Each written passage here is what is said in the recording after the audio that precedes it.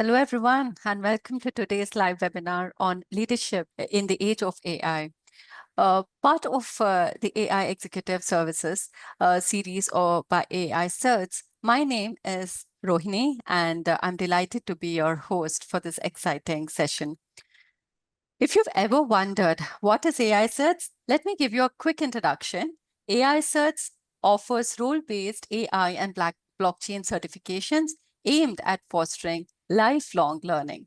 Our mission is to help organizations build smarter, future-ready workforces, adapt to change, and drive growth. And here's a big vision.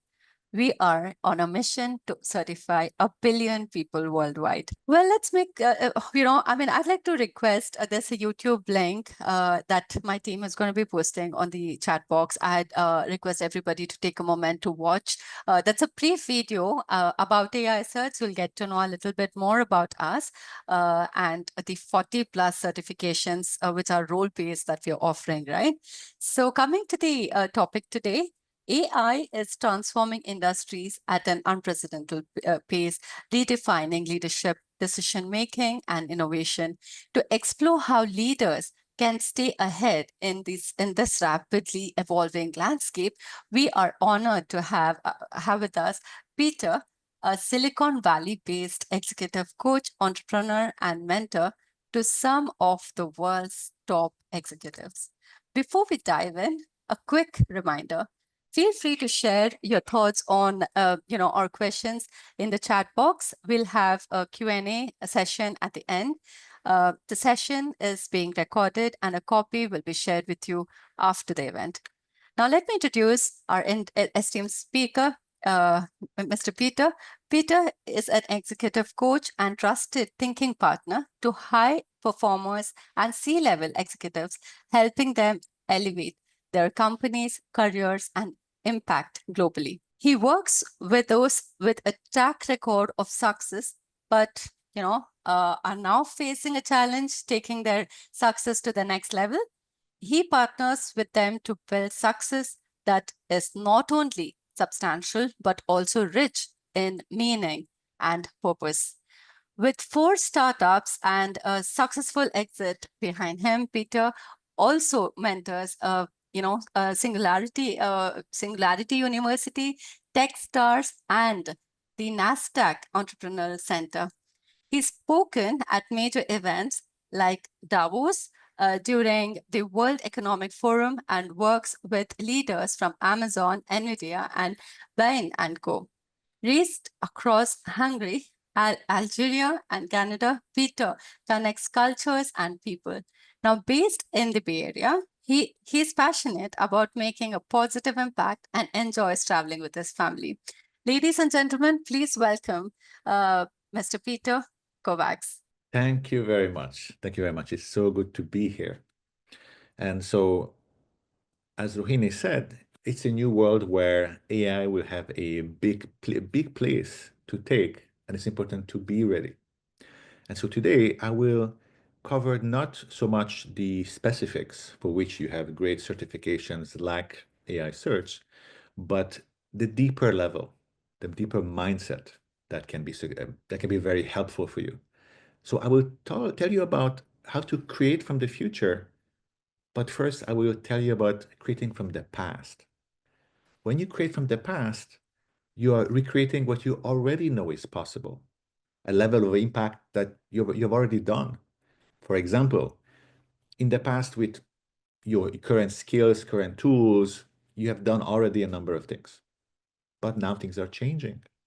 With AI, the professional landscape is shifting very fast. So it's important to shift. And I've been creating from the past until I met my mentor, the late Robert Ellis, who showed me there was a better way. Now, creating from the future, it's about starting with where do you want to end up? Maybe as an amazing and powerful leader who leverages AI fully, but how to get there? And maybe this aspiration, this level, you're not even sure how to get there. But don't worry about that. I will show you and give you some of the tools for the journey. And what is feasible? That changes. If I would have spoken to somebody 200 years ago and telling them I can get from Paris to London in a metal tube in 6 hours, they would have said, "Oh, that's not reasonable. That's not possible." And yet here we are. So things are often impossible until they are. And in this world, you may be thinking, "Oh, things are moving too fast. You cannot upskill. You cannot learn, adapt fast enough." Well, how do you know? How do you know if it's true? So today, I will show you and teach you around different mindsets, leadership skills, strategic thinking, how to see the beliefs that are holding you back and get past them, and how to apply it really practically in this world so that in this AI-powered time, you can succeed. And at the very end, I will leave you with a special gift. So make sure you stick around. So let's dive in. So first, I'd like to share with you a different perspective, if you're open to it. You see, most of us, all they want to do is to go from A to B. A is where you're right now, and B is something you're trying to change or create. Now, what's important is to have honesty about where you're coming from and clarity about where you're going. And Rohini, I think I'm not pinpointed. You're visible in big and me in small. So you might want to check on that so that the audience can see the screen full size and can see the details. Peter, So as an yeah, audience, we're able to see the screen well. If you one just put it in the wonderful, presenter mode. Yeah. Thank you so much. awesome, wonderful. So when you have an idea of where you're coming from, you have honesty there and clarity about where you're going, it's just a series of choices that you make every day. And what you're trying to do is to get from A to B as efficiently as possible by staying on this path. But you see, when you know where both points are, just like when you travel, if I'm telling you, go to Mumbai, you will ask me, where am I coming from to know the direction and how far.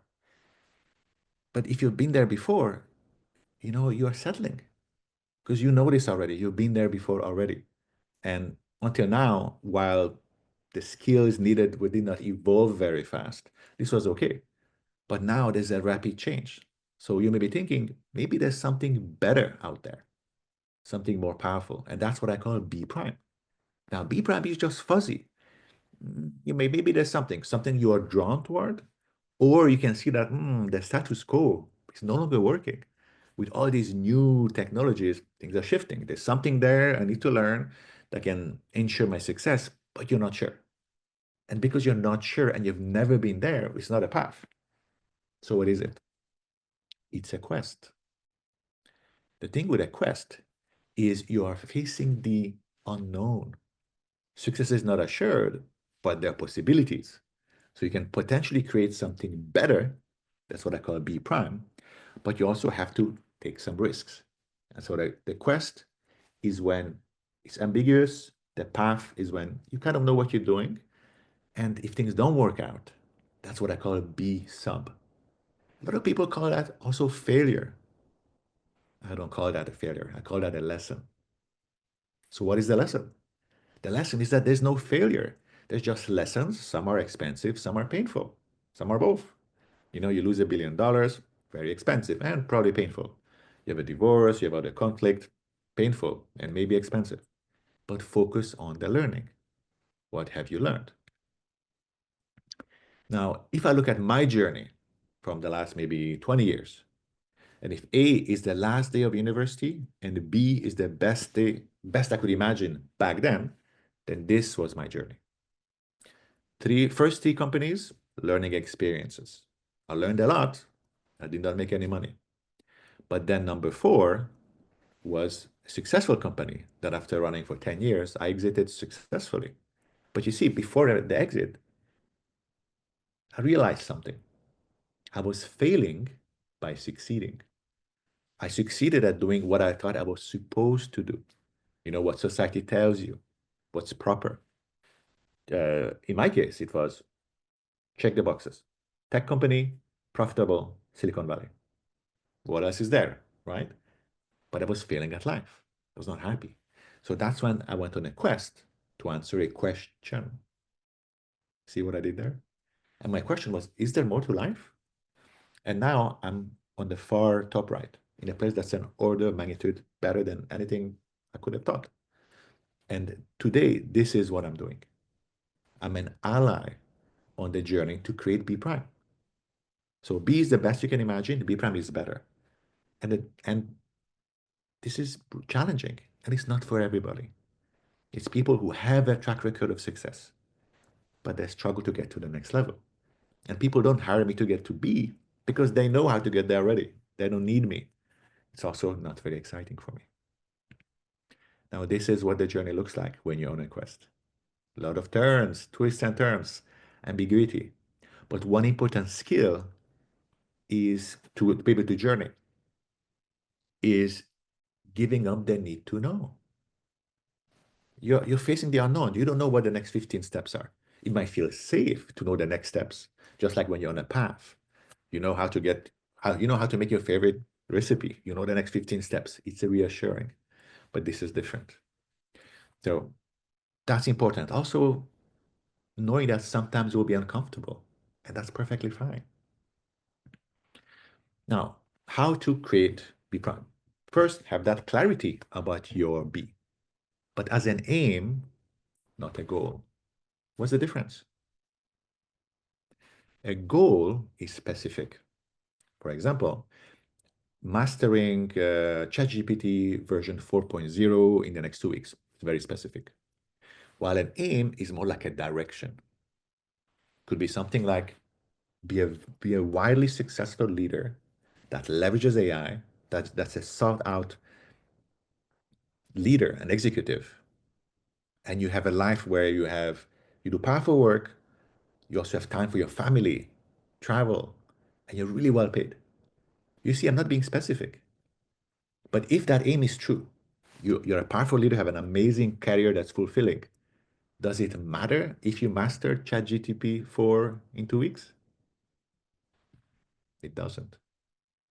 So starting with the aim, what's that direction? Because you don't know what else comes up along the way, but the aim is usually value-based. Do you value family, time with family? Do you value stimulation, creating an impact, bettering yourself?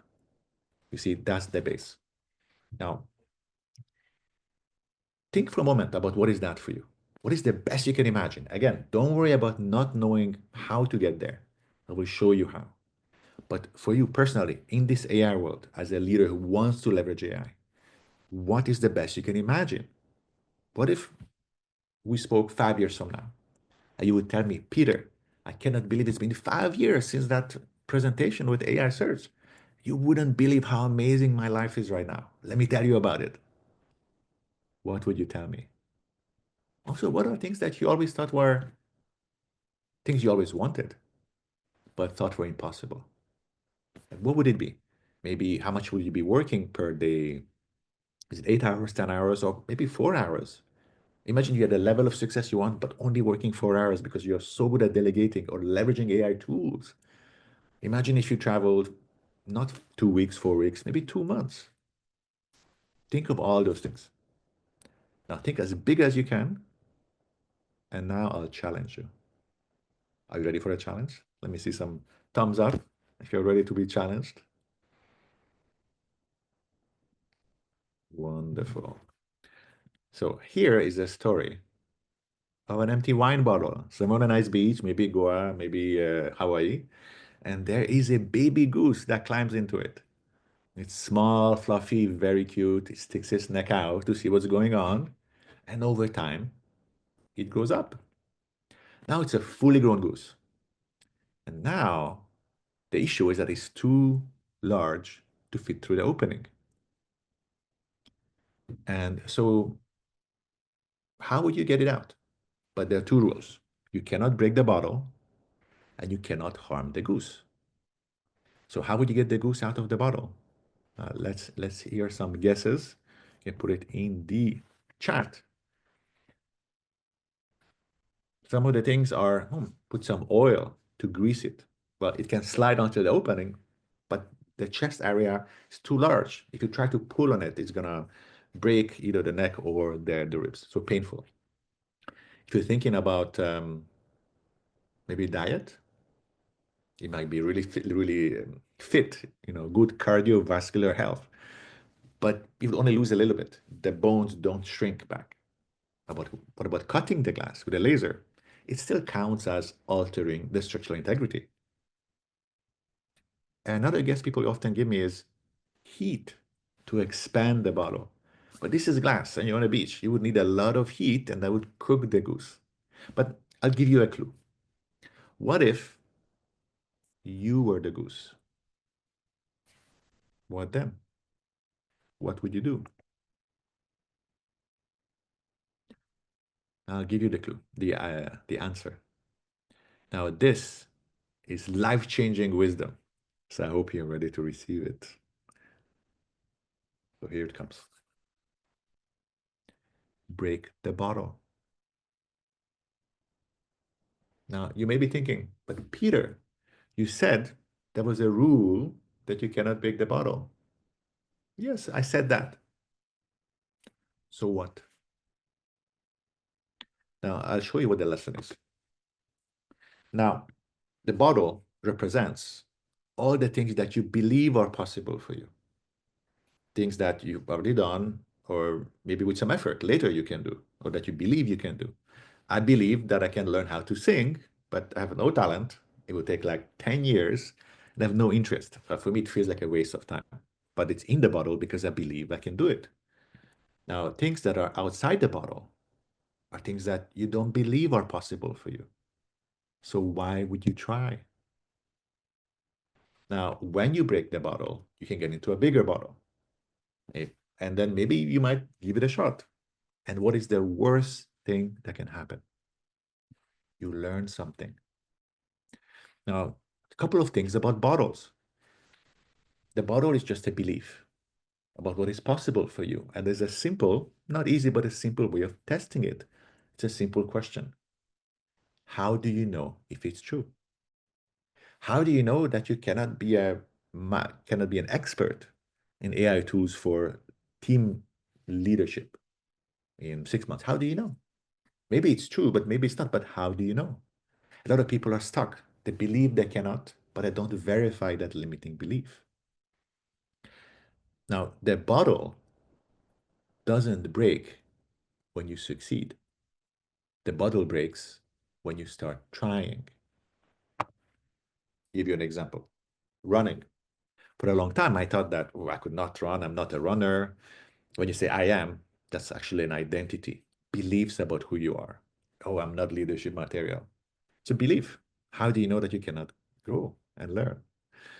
And so I thought I'm not a runner. I always had shin splints as I was growing up in high school. But there was one day I decided, but I need to do some exercise. That's simple. Maybe I can just start running. Maybe I can do a 5K. That's when the bottle broke. Before I put on my running shoes. It took me 7 months to get to the point where I was able to run a full 5K, 5 kilometers without stopping. Now I'll give you some examples of bottles. So listen out to see which ones resonate for you, which ones maybe you are stuck in. First category is preconditions. You are too old, too smart, no, not too smart, maybe it's that too, but too old, too young to be able to do something, to be able to be effective with AI. For a long time, I thought that, oh, I'm too old to really pick it up, and the ROI, the return on investment on that time wouldn't be good. It would take me too long and it wouldn't be beneficial enough. Until one of my clients, Alex Sado, who runs an AI company that does education, he challenged me, Peter, let's change seats.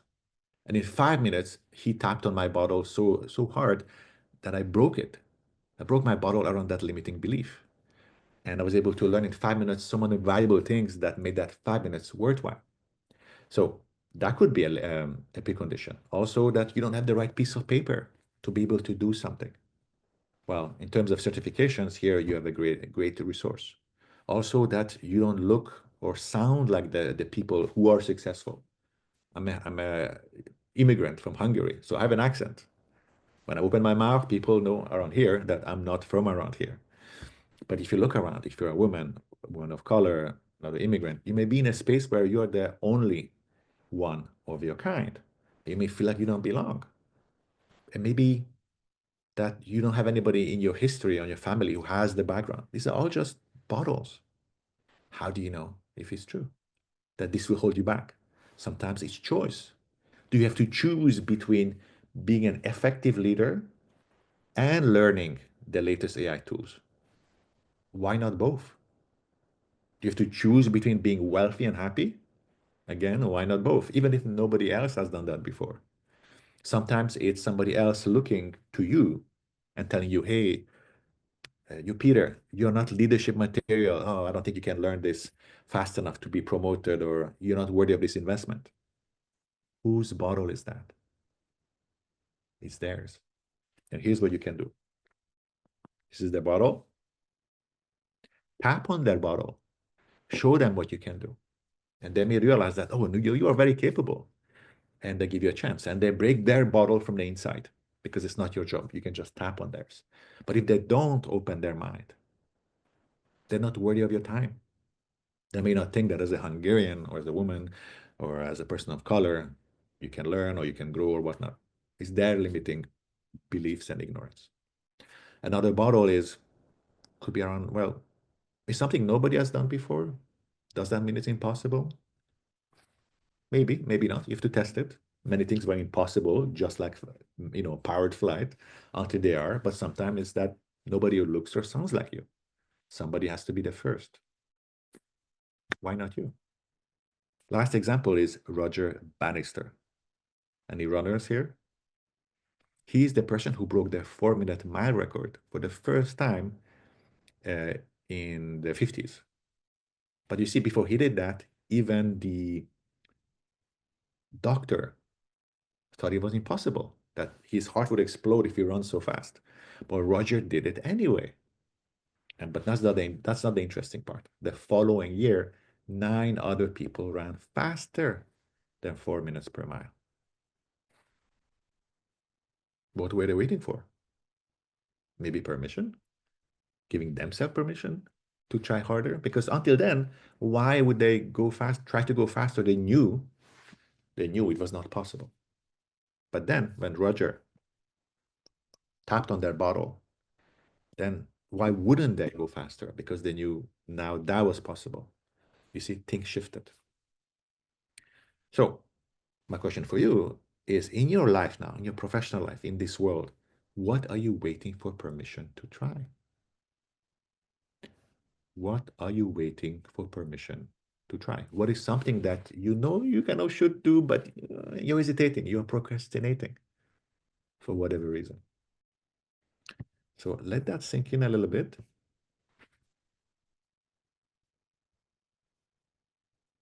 And now let's go back to your B, the clarity that we talked about. So here the goose, mother goose with the little ones. And we are back here. So now, how would you change the B, the aim? What would make it not necessarily bigger? Because it's not about bigger for the sake of bigger. It's about what's more resonant. For some people, it's, hey, get the same level of impact, but sooner, or impact more people. See? What would you put in there? What is something that you really want to, but you're shy to even admit?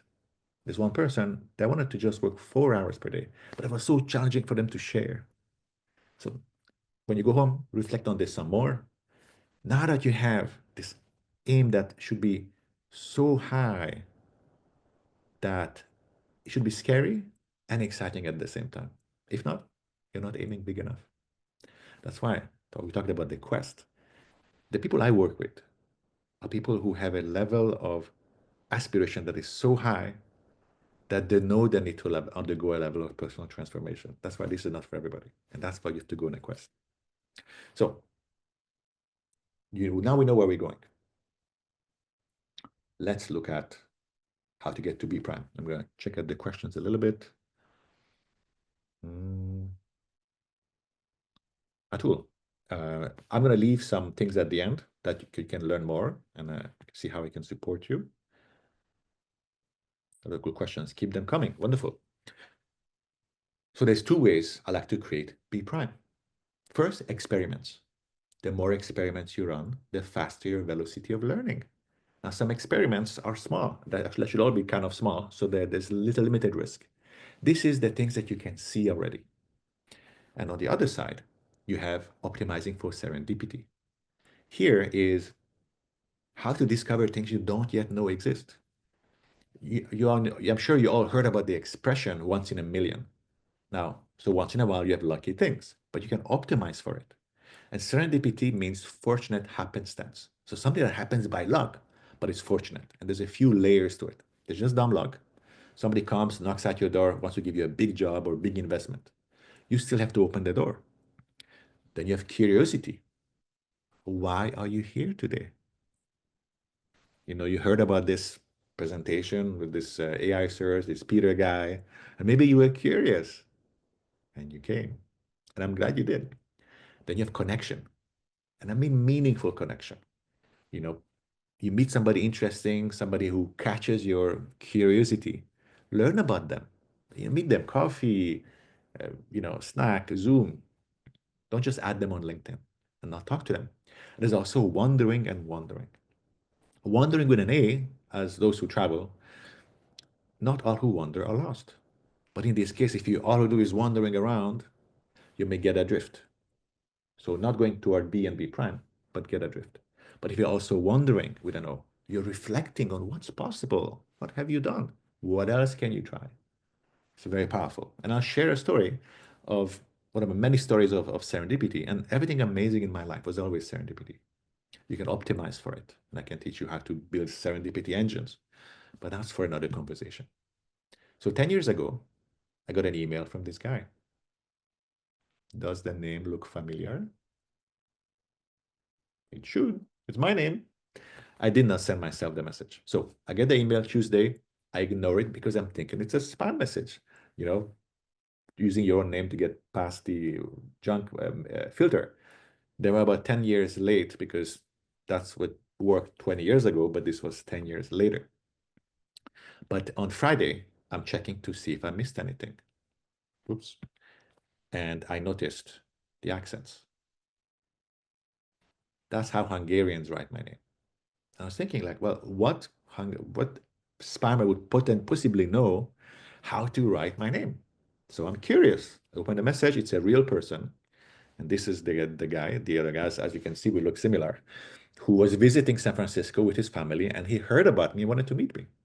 So I reply back. I apologize. Oh my God, I'm so sorry for having not responding in 3 days. Are you still here? And he was. He was leaving that day. 8:30 p.m.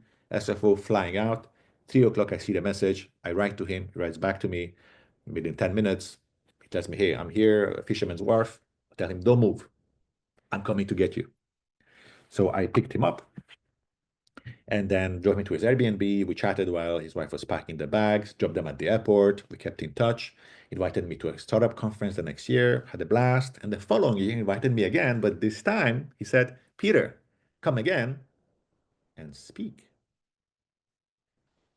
Now, that was a bottle. Who the heck am I to speak? My English is not so good. My grammar is spotty. I stutter sometimes. My Hungarian is rusty, and nobody speaks French over there. And I'm nobody, no exit, no big accomplishments. Who am I to go there? Imposter syndrome and also a bottle. But they were paying for my flight. So I went, prepared the talk, had a great time. And there was a reception where I met actually speakers and VIPs. So able to get into that room. And I met a guy who was sitting across from me called Peter Santo. He's still a good friend of mine. So an exceptional speaker in Hungary, a writer, amazing guy. Look him up. And he had this really unusual scarf or cravat. So I asked him, hey, what is that? What's the significance? Where did you get that from? And we start talking, and he gives me a bunch of tips. And next thing I know, I'm speaking in India, Egypt, Portugal, Hungary, Canada, US, several times over. So I became a global speaker in a way. And friendships, my Hungarian got better because any Hungarian Peter knew who was visiting the Bay Area, I met. And I can now create travel experiences you cannot pay for because I have the relationships. So that's one story of serendipity, and there's many more. And in your lives, you can optimize for that. Now let's come back here. So you have quests and paths. I'm going to go over some details and then I'm going to show you how to choose the next actions, and then we'll wrap up with some questions. Quests and paths, they have both have their space, their place and time. When you do something that's already been documented, where you need to be repeatable, when you know where A is and B is, it's project management. Path work, that's what a manager does. A lot of my clients who are founders, executives, leaders, I see them do a lot of path work, so I tell them delegate it. Now, who is somebody who takes a group of people to face the unknown, to create a future that is better than they can imagine? That's what a leader does. Leaders go on quests. So in this world, there might be some parts of the business that are efficient already.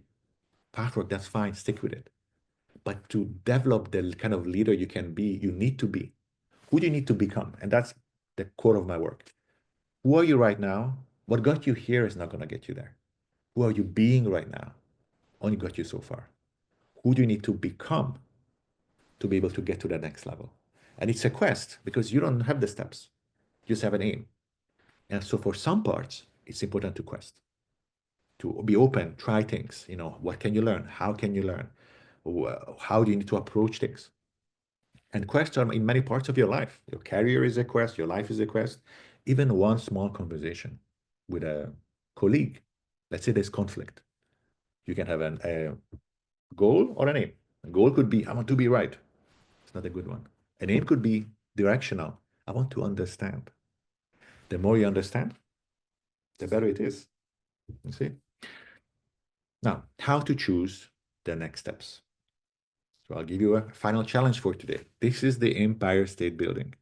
For those of you who have been here, um, it is 500 meters tall or 1,500 feet. And you can knock it over with 29 dominoes, but there's an important detail. One domino can knock over another domino that's 1.5 times larger. So this is what it looks like. It's exponential. And the question is, so the last domino is the same size, let's say, as the building. Exponential, 29 dominoes. How small is the first one? Now, you don't need a calculator. Maybe put in the chat, what is your best guess? A feet, a meter, 10 meters. And why you do that? I'm curious because we have this nice international group here. We have people from the land of the second best jollof rice. We have South Asia. We have in the US. I'm curious, when you grew up, did you have these? I'm curious, which is your favorite flavor? Tic Tacs, if you haven't had this before. What is your favorite flavor? So for me, orange used to be orange until I found passion fruit. I spent a month in Kenya drinking passion juice twice a day, every day. Since then, I've been converted. But you see, this here is the size of the first domino. 5 millimeters. You see, a lot smaller than you thought. Now, I'm going to show you what it looks like, and then I'll explain what the lesson is. So, as the guy's explaining, you can have a domino that can knock over another one that's 1.5 times larger. And so what he's done is that, the very first one is 5 millimeters tall. And he's going to place it there very carefully so that it doesn't, mess up the experiment too early. And so you have a number here. The last one, number 13, is 100 pounds. So he's going to lift it carefully. It's quite heavy. He's struggling a little bit there. And now he's going to flip the first one. Yeah, there's no sound. That's why I'm explaining. Then you see it goes one after the other. Boom. It fell down. And so what he's saying is, you see here you had 13 dominoes. If you had 29 dominoes, then the last one will be as tall as the Empire State Building. Not bad, huh? It always helps to visualize things a little bit. So here, what happens is that your Empire State Building, that's your beat. That's that amazing future you want to create. It might be intimidating and scary a little bit. And what happens is that, yeah, that's okay. That means you're aiming big enough. But sometimes what happens is we are impatient. We're the track record of success. We are middle management, senior management, and we try to knock over domino, 20 or 25, and then they don't budge. They're too large. That's when we give up. We climb into a bottle like, oh, I guess I'm too old. Oh, I'm not smart enough. But that simply means it was the wrong domino. What you have to do is find what is the right domino. The right domino is the first domino, which is the smallest, largest domino you can knock over. Smallest because it's so small that it's safe, but also the largest because it's meaningful. And so also don't try to plan another 15 dominoes because each domino, remember, you either learn or you succeed. If you plan a bunch ahead of time, you're wasting your time. Because once you knock over one domino, and if you learn something, let's say you fail in quotes, you will have learned something new that will help you choose a better domino next time. So just one at a time, one at a time. And then get you the big ones, they will no longer be huge. They'll be the size of a Tic Tac. Why? Because you will have learned so much. You're so much more powerful. And you keep going, and that's how you knock over the Empire State Building. So some examples of dominoes. First of all, a domino is an input, not an output. Getting a job is not a domino. It's not up to you. Applying for one is a domino. Reflecting on a few minutes, like how can you learn the best skills to be valuable on the job market? That's a domino. Taking a break when you're burned out, that's a domino. A tiny domino could be something that's so small that you can maybe knock it over with me here. 5 seconds. What would it be? Maybe ask a question. Who do you know that I should meet or connect with me on LinkedIn? Take 2 seconds, and who knows, maybe in that relationship something great will happen. So think about dominoes. If as you on this journey to grow, to learn, what are the small dominoes that you can knock over that goes in the general direction of your B prime? You don't need to figure out the next 15 steps, just the first steps. Maybe to learn, okay. Maybe you can look at the video that they mentioned about AI search, look up AI search webpage, do a search about jobs to see what they need, what skills they need. These are small dominoes, you see, but they add up.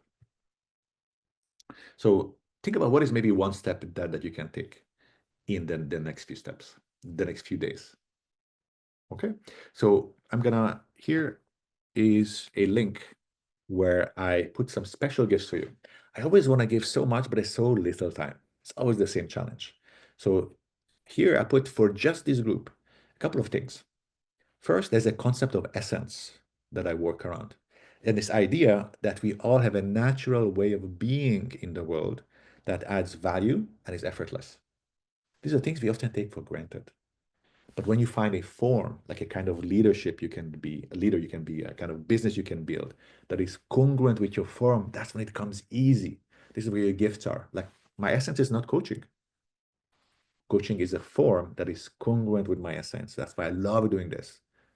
And so for you, as you choose how to go forward, that exercise can help you identify where to lean in. It's much more powerful to lean in on your strength, on your gifts, than your weaknesses. So I put that in there. Also, you sign up to a newsletter. And also for this group, I'm going to give away 2 gratis private coaching sessions with me. Just to apply. So on the page there, some resources to help you. So let's open up for questions, and then I'm going to have some closing thoughts. Well, I'm back. Well, I think, Peter, I think it's been such an amazing, insightful, inspirational presentation. I can, have the audience. I don't know if you got a chance to see the chat, but everybody's expressing with hearts and gratitude. I must say thank you so much for putting this wonderful presentation together. I think these insights and especially your perspective on leadership in the AI era and exceptionally, it's just tremendously valuable for everyone. Well, we now have some time left for Q&A, as you know. If you have, for the audience, please feel free to drop your, questions in the chat box, or there is another Q&A box right there. So please feel free to type in there, and I'm going to be asking Peter the questions. I think while the session was going on, I had one attendee asking this question. He is asking how AI helps in leadership. That's the question for you. First question. Yeah. So as a leader, you're on a quest and your aim is to serve, to create value. What happens with AI is that it can be like a thinking partner in many ways. So there's some things that you can outsource to this tool. So and these generative AI tools, you can look at them as a college grad.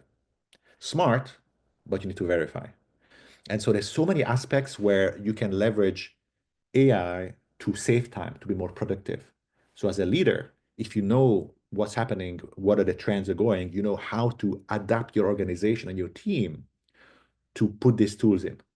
But also coming back to the deeper work, many of the tools you can read on the internet, but what's going to hold you back is the inner transformation, and that's what I'm doing. In terms of bottles, here can be a bottle. You as a leader, you should not be the only one who can break bottles. Create the culture in your organization that's a bottle breaking culture where everybody pushes back the limits of what they believe is possible for them. So as a leader, you can instill that bottle breaking culture, but also the usage of the AI tools to always look for what's the latest. And so it can help you be more profitable, more effective, and also shift the paradigm. Like how do you do prompt engineering? It's very different than when you did Google search. So there's so many different aspects by knowing the latest as best tools and keeping up with the changes. So having the mindset of growth mindset, not the mindset of, oh, I have my MBA, so I don't need to learn anymore. That's how you can be a great leader where AI is just one of the tools, a really powerful tool, maybe more powerful than most tools that have come along in the last 10 years, and knowing how to best leverage it. Absolutely. I think the next question is around, one of the attendees requesting you to share the QR code again, if it is possible. Of And course. another person is asking how to connect with Peter. And in the QR code, you can find him on LinkedIn. So please go ahead and, share your request. The next question is, can you show some real life examples? I think, Yes. if you could quote some real life examples to what you have said, it would be of interest to Gaurav. I said many things. So I'm not sure which part of like using AI tools or would be just as a leader how Well, I to think it's as to, a to level up. leader. Yeah, I think it's more to do with AI and leadership. Are there any real life examples that they could take as an example to kind of Yeah, implement it? many. Yeah. So there's many clients who what they've done is they've used AI tools to comes almost like a co-pilot, a thinking partner. So some people, let's say, who work in my space, they look at the transcripts of, let's say, coaching conversations, get insights to help them gather questions. Other leaders, when they're planning, whichever part as a leader does, strategic planning or other aspects, using generative AI tools to help them think of plans, formulas, frameworks to use to combine their ideas and then give one or other of these Gen AI tools to help them think through it. So there's new insights they can gather instantly instead of having a few hours of conversation with somebody else. Also, other people using, let's say, who are more in tech, the different AI tools that help you create code or help do presentations or very specific aspects. Let's say in marketing, there's one called Get Much. What they do is you upload a video, and maybe half an hour it gives you three cuts that are really well cut, properly, good start, good ending, with the caption, with the formatting for social media. That would take a normal person hours, but here it's optimized for that. Um, for research, it's amazing. I was talking to Neil Patel, who's in marketing, and so with him, he was telling me that he's using AI tools for research that is excellent for that. Not so much for creating copy because people can usually tell it's AI is weird, but for research, it's really great. You see, so it's in many ways it supplements. you as a leader, if you don't have the inner skills, the right mindset, the deep leadership skills that I focus on, it doesn't matter what other tools you have. Just like they say, it's not the plane, it's the pilot. So first you need to do the inner work. And then once you have done that, there's so many opportunities. Every month there's a new exciting tool. Like I'm excited about these things, playing with them. And luckily I get to work with some people in Silicon Valley who are in this space. So when I hear about what they're working on, I get to try and play with that. So I hope this answered the question. I mean, any of you can, we can connect afterwards anyway, and I can answer your specific questions if this was not precise enough. Yeah, well, that was really kind of you. And yeah, I think a curious mind is what we need in the era of AI, I think. Well, the Definitely. next question is from Petra, and she would want to know, keeping up with AI seems challenging. How do you develop a strategy to be effective around that? To keep up. Well, Yeah. just like in many things, you gather allies. So for me, when I want to learn something, I look for a mentor. That's for me the most effective way of learning because you can have a conversation with them. You ask questions, follow-up questions back and forth, they get to know you. The way to have that is, build these relationships. Now, some of the mentors you may not know directly, personally, you just look at them as a mentor, but generally around you, find these people who are kind and giving and have that relationship. Now, the more you give, the more you get. Anytime that I leaned in and not just ask them silly questions you can look up on Google, but go deeper, do the work, show it to them, and then deep advanced question that you haven't found the answer on Google, ask them. So that's one. A mentor is when you have somebody who has done the work, has been on the journey, can tell you, hey, watch out, there's a pothole over there, what to avoid. The other kind of ally is coaches. You have business coaches, executive coaches, various levels. Some do superficial stuff, tactical. Some like me, it's more like the deeper work. The way I look at the kind of coaching I do is we can travel somewhere together where nobody has gone before. So there's no mentor for that. So depending on what you're doing, both can be valuable. Also, there's a lot of resources on the internet that keep up with these things. You know, newsletters, people to follow. So you can find out for you your specific interests and just the vibe, the kind of approach they have, which one is a good fit for you. And when you find those different people, just follow them and see what's going on. So now the higher level strategy here is to invest time. What I do with some of these things that in my space I follow up on is every maybe week I spend an hour or two just looking around, following the people who I trust as a source of basic information. I have my own coach. I've had for 5, 6 years now. Every 2 weeks, we meet for 2 hours. And I have several mentors as well. So it's a figure this team, this support team that you can develop so that you can go far. There's an expression that says, if you're going to go fast, go alone. If you're going to go far, go together. So build your team. I so agree with you, Peter. Well, I think Petra is also requesting you to share the social media app that you mentioned again. The one that builds this stuff is getmuch.com. I think Yeah, if you could just type it on the chat box, that would be really helpful. all right. Yeah. Okay, so there's another question.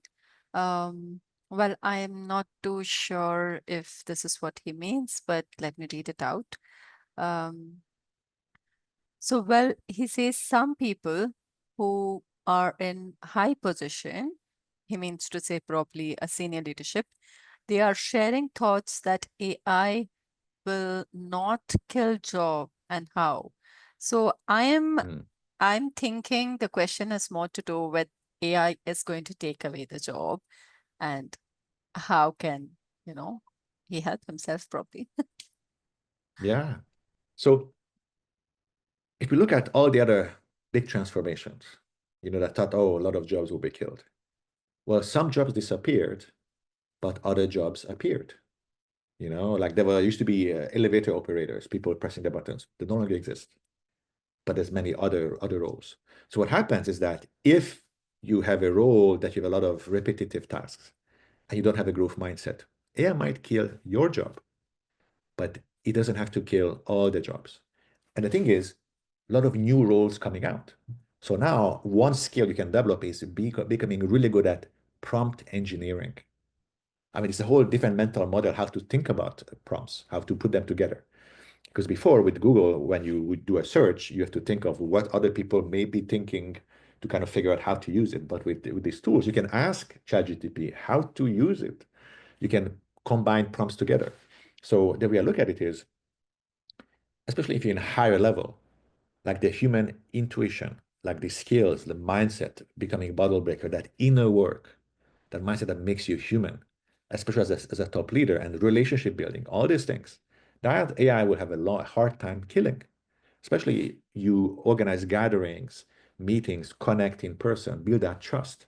That'd be very hard to replace for a very long time. So if you have a growth mindset and you keep learning, doing the work that you hear, learn more, work with people like me to expand, to help you break bottles.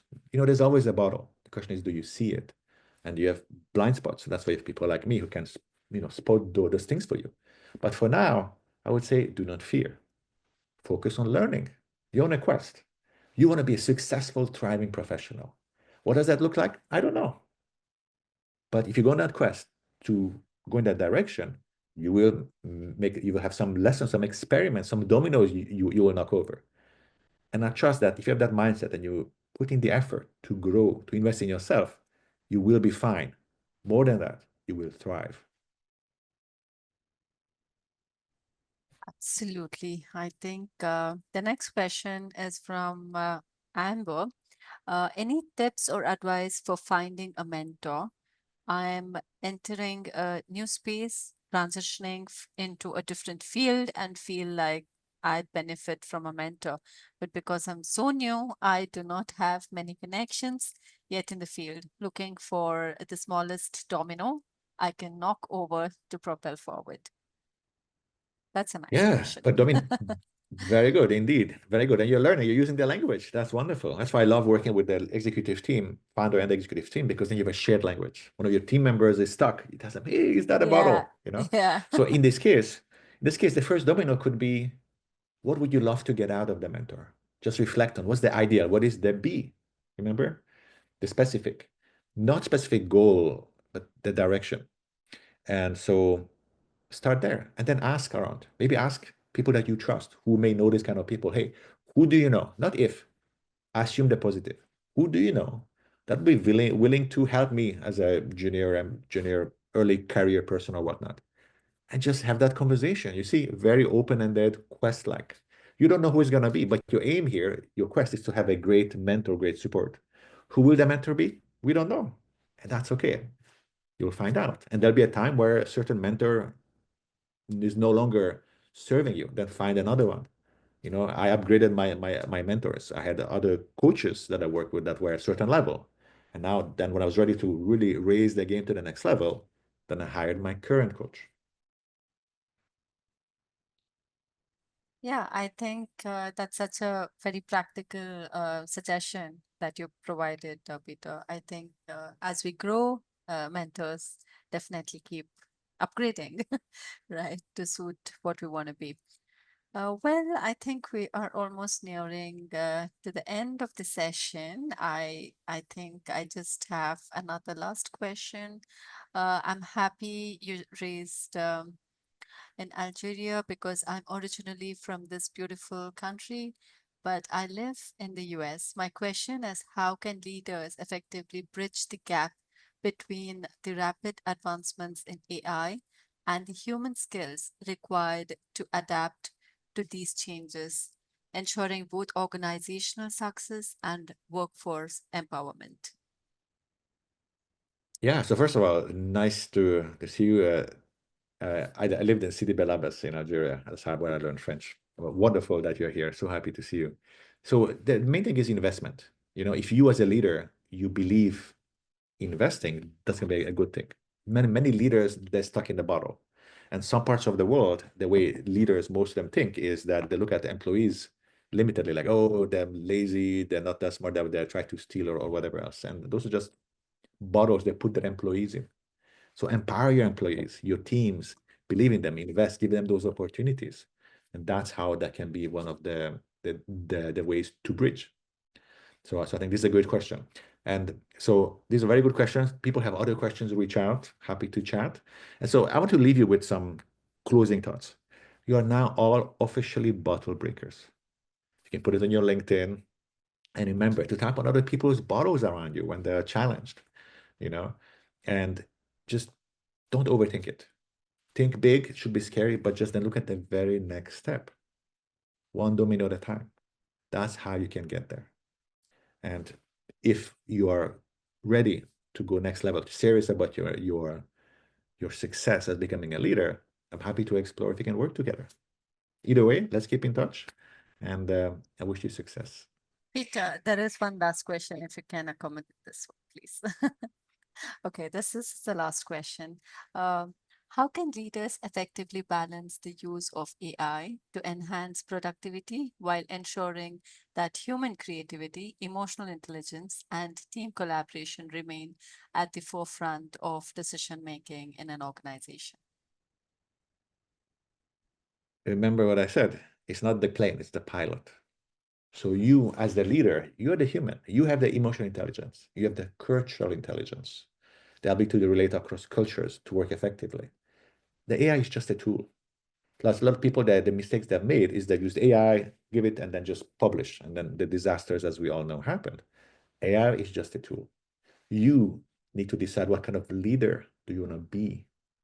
Are you a leader that is transactional, or who's relational, who is empathetic, who creates a warm culture of support, psychological safety? AI doesn't understand that, you know? So first, that human element. What kind of leader do you need to become? And the AI can accelerate some of the things here and there. It's a combination. But first, it begins with you, the person in the mirror, the leader in the mirror. Amazing. I mean, totally inspiring. Well, I think here we come to an end of today's wonderful webinar with you, Peter. Thank you. And, the session was thought-provoking insights, and your actionable advice would be much appreciated. Well, I'm sure our audience is leaving today with valuable lessons on how to lead effectively in the age of AI. And a big thank you to everyone who joined us today and made the session so interactive. We hope you found the session enriching and inspiring. Well, before we wrap up, a quick reminder. The recording of the webinar will be shared with you shortly. Everyone would get the participation certification as well. It will be emailed to you within 48 hours. We do have a 50% discount, and the coupon code is Peter50, that is being sent on the chat box and also will be emailed. So please visit AI CERTs if you wish to upskill yourself. Stay tuned for more webinars and initiatives from AI CERTs by following us on our official LinkedIn page.